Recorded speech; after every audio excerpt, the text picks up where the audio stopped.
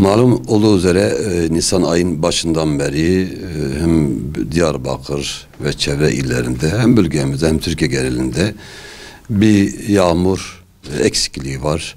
Arazilerin, ekinlerin buna ihtiyacı olduğu ehli erbablar tarafından dile getiriliyor. Şimdi biz ittihad olarak bu meseleyi İslami açıdan bakmayı uygun görüyoruz. Elmi bir kurum olmamız hasebiyle. Şimdi yağmurun nedenleri bellidir. Yağmur gelmeyince ne yapılacağı da bellidir. Şu başta şunu ifade etmek gerekir. Efendimiz sallallahu aleyhi ve sellem Medine'de yağmurun gelmediği bir yılda, yağmur kıtlığının yaşandığı yılda sahabe-i kiramı toplayıp Medine dışında bir araziye gidip orada yağmur duasını ettiğini biliyoruz. Bu münasebette yağmur namazı, yani salatül istikad dediğimiz namaz, onun vakti yağmurun gelmediği vakitlerde o namaz kılmak sünnettir. Bu yani nasıl ki öğlen namazı vakti girdiğim o namaz sünnettir. Duha namazı kuşlu vaktide kıldığımız gibi o kuşlu vakti namazı kılmak sünnetse, hakeza yağmurun yağmadığı vakitlerde bu namazı da kılmak sünnettir. Birincisi bu bilinmesi gerekir. Ondan sonra namazdan hemen sonra dua edilir. Allah-u Teala yalvarılır, tövbe edilir, istiğfar edilir. Yağmurun yağması için dualar Allah Celle Celaluhu yapılır. Bunun yanında Allah Celle Celaluhu niye yağmur yağdırmıyor? Bizim inanca biz Müslümanız. Her şeyin Allah'ın takdiri olmadığı vakit yaprağın dahi kıpırdamayacağı inancındayız. Yağmurun, bulutun, rüzgarın, bütün kainatsal olayların Allah'ın elinde ve hakimiyeti olduğunu da biliyoruz. Bu noktada Allah Celle Celaluhu bazen toplum isyana girdiği vakitlerde Allah Celle Celaluhu onları yağmursuzlukla, kıtlıkla, yerdeki ekinlerin gelmemesiyle onları ne yapar? İmtihan eder.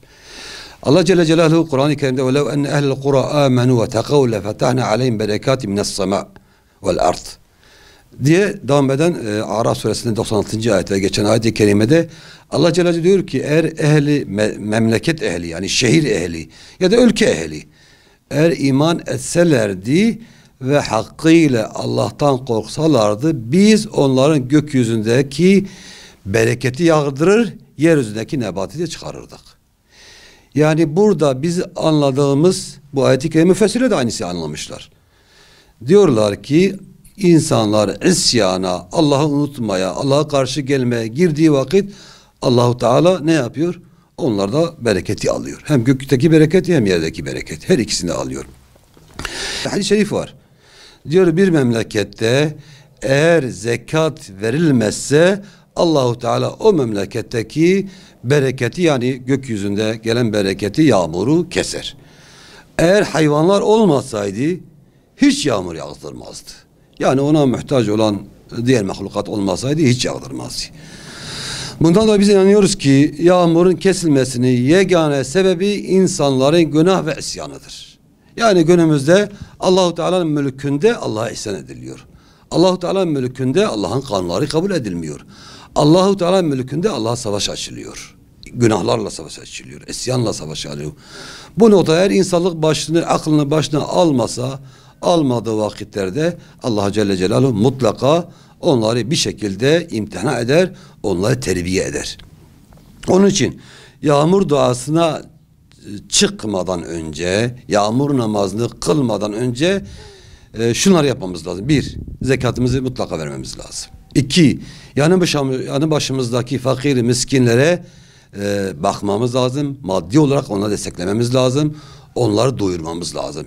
Yani biz yeryüzündekilere merhamet etmediğimiz zaman Allah Celle Celaluhu bize merhamet etmez. Yani başımızdaki insanlar aç olacak, açıkta olacak. Biz de gideceğiz, elimizi açacağız. Öyle bir şey olmaz. Mutlaka yanın başımızdaki insanlara, fakirlere soframızda yer açmamız lazım. Onlara infakta bulmamız lazım. En mühimi tövbe etmemiz lazım. Yani duanın kabulünün birinci şartı tövbedir. Yağmurun gelmesinin birinci şartı tevbedir. Mutlaka Allah Celle Celaluhu nesuh bir şekilde tövbe edip günahlarımızdan pişman olmamız gerekir. Sağlam bir dönüş. yapmamız lazım ki Allah-u Celle bize merhamet etsin.